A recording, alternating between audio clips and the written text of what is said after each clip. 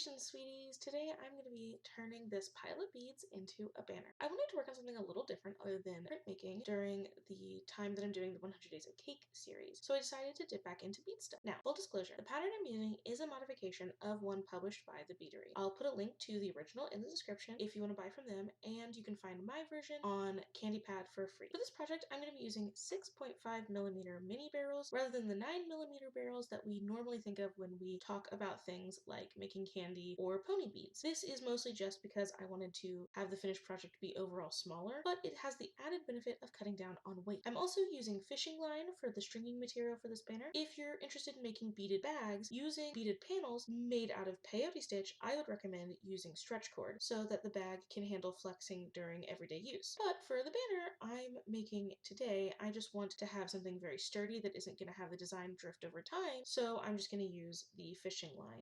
Peyote stitch is the stitch I'm using here today. It's also called the gourd stitch and is done by stringing together interlocking rows of beads. To begin the pattern, you string 2 rows of beads at the same time, alternating between clusters of 2 beads and single bead on both strands. I personally find this beginning portion to be the most unwieldy part of the project, but you can keep the beads in order by using clothespins to keep tension right, and honestly they don't have to be all lined up just right until you're ready to tie off the raw end. I just find it helpful to keep the pairs together and keep count if I use a clothespin to keep the tension. And now I'm just going to cut the bit where I struggle for entirely too long to get the clothespin to grip my strings. And look at that, we're done with the row! So now that I'm done stringing row 1 and 2 at the same time, I can move on after tying off to row 3. Every row after this is done just one at a time, but doing row 1 and 2 together allows you to set up the sort of zipper tube that is the foundation of peyote stitch. Now, if you'll excuse me, I'm just going to cut the footage where it becomes painfully obvious that I don't know how to tie a knot. The really cool thing about peyote stitch is that it's been around for a very long time in one form or another across multiple cultures. There's even evidence of there being peyote stitch-like beadwork in the tomb of Tutankhamun. They use a lot of the techniques that are very similar to what we use today and call peyote stitch. Obviously, they didn't call it that at that time because it was a different culture, and the name peyote stitch didn't come around until the 1800s. History chat aside for a little bit, I am actually looping my line back through my work so that I can turn the piece and end the row on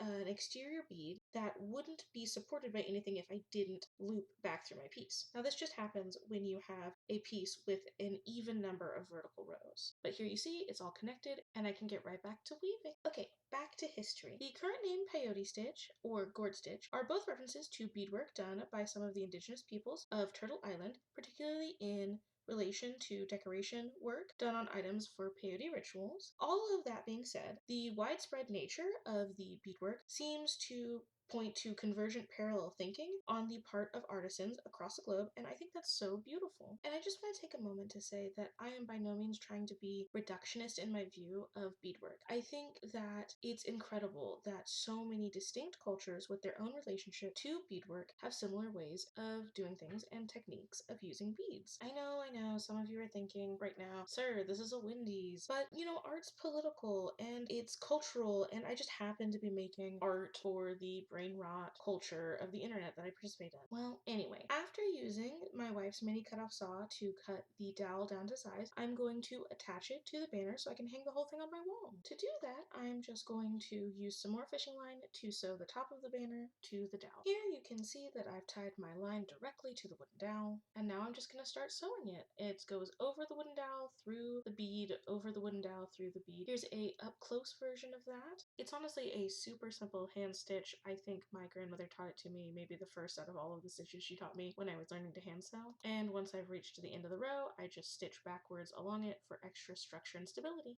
As you can see, demonstrated by my very scientific method, the banner is now ready to have the little hanger bit attached. So I'm going to use some ribbon because that's a classic, but also because that's what I had in my home. And now my banner's complete, and I couldn't be happier with it. I think the cats are so cute. I think I did a really good job on the tension. I can't wait for it to be on the wall next to my desk until the next time I have to move because I'm a renter. Also, psych, I have a second banner that I made that will be for sale in my shop. If you have disposable income and you want to throw it at supporting me or just buying this cute thing, you can have it. Regardless, thank you for hanging out, and I'll see you guys next time. Bye!